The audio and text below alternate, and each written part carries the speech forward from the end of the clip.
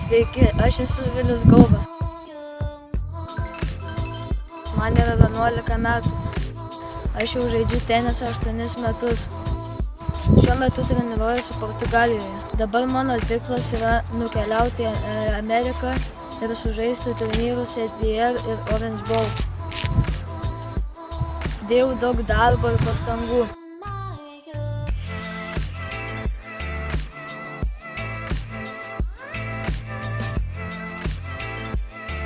Todėl ieškau neabejingų žmonių tenisui, kurie galėtų ir norėtų paremti šios dalyvavimus.